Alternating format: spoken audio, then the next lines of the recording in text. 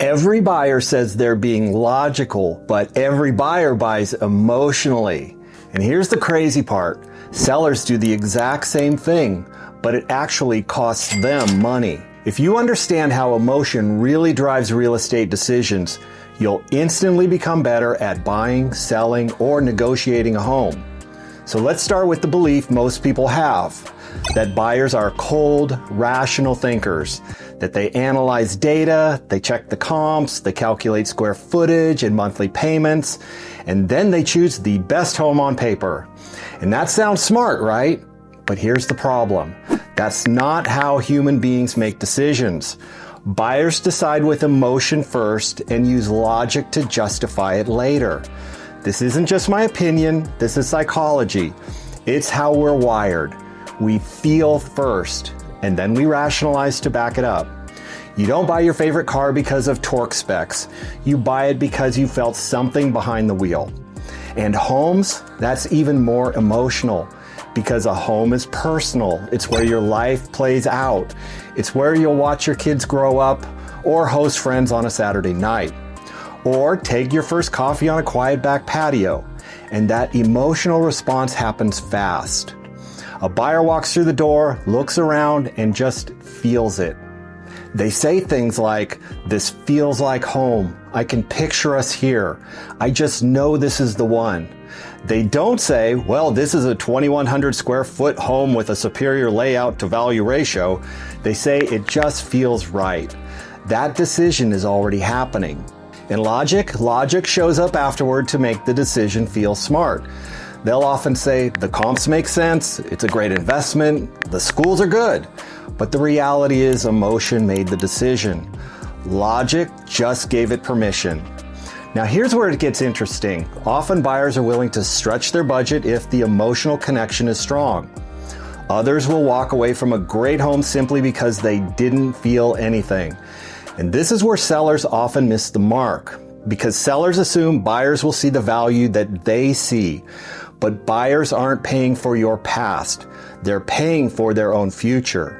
Sellers will often say, "We spent $150,000 on upgrades over the last 30 years. Well, we raised our kids here. This is where we had Thanksgiving every year." And that's all beautiful, but none of that increases the price in a buyer's mind. In fact, it can hurt your chances. Because when sellers price emotionally, they always overprice. And when that happens, the buyer pool shrinks. Let's talk about the emotional pricing pyramid. This is something I walk through with every seller I work with. At the base of the pyramid, you're priced at market value, 0% over. That price attracts 90% of buyers. Plenty of interest, lots of showings, lots of activity. Now go up just one level, price at 5% over the market, and now you've cut the buyer pool in half to 50%. And if you go 10% over, you're down to 30% of buyers. And go 15% over list price, only 20% of buyers will even consider it. And here's where that looks like in real life. At 0% over market, your home pops up in nearly every saved search. You get weekend traffic, you get agents calling, but at 5% over, the energy starts to slow down a lot.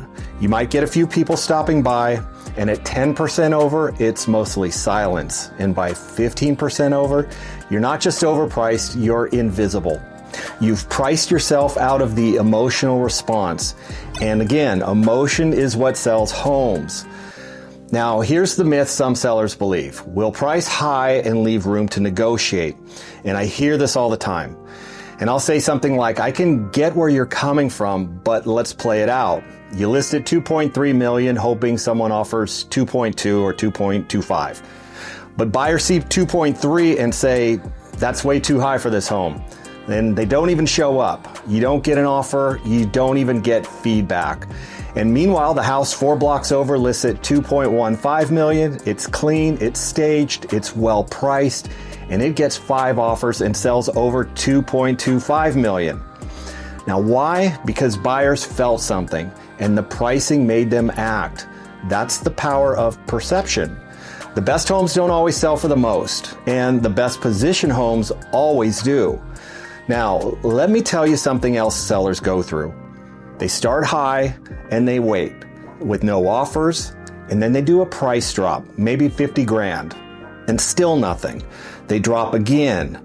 Now buyers say, why hasn't this sold yet? Something must be wrong.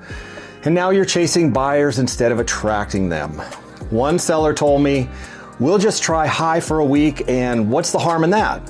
Well, the harm is in your momentum. You burn your best window of attention because that first 7 to 10 days is the prime time. It's when buyers are watching every listing, and if they pass on you early, you don't usually get a good second shot. Now, strategic pricing doesn't mean underpricing. It means finding that point where the home looks like a deal to the buyers. Even if it's not a deal, it's the psychology of this feels like value. And when buyers feel that way, they act fast. They bring in strong offers, and yes, sometimes that leads to multiple offers and over asking sales. But it always starts by creating the emotion first. Now let me give you one more example. When I was a new agent, I listed a home that checked all of the boxes. It was a great neighborhood, well-maintained, move-in ready, but the sellers insisted on pricing it $150,000 over where the comp supported. Now remember, I was new. And they told me, we just know it's worth more. Everyone will see the value. And when we went live, that first weekend, barely a trickle. Second weekend, nothing. By the time we finally adjusted the price to where it should have started, the home had been sitting for over a month. And here's what happens when a buyer sees a home that sits too long. They always start asking themselves, what's wrong with it? Even if the price becomes right, the perception is already tainted. Now, we finally got that one sold, but I think they left money on the table. Not because the home wasn't great, but because emotion overrode strategy. That's why pricing isn't just math, it's marketing. It's the first impression, and that sets the tone for the entire experience. So when your price aligns with the buyer's emotional response, everything moves faster. You create momentum instead of chasing it. So here's the recap. Buyers always decide with emotion, and they justify with logic. And sellers lose money when they price emotionally. If you understand that, you don't just sell your home, you guide a decision. And when you get it right, the buyer doesn't walk out asking, what's the price again? They walk out asking, how do we lock this down?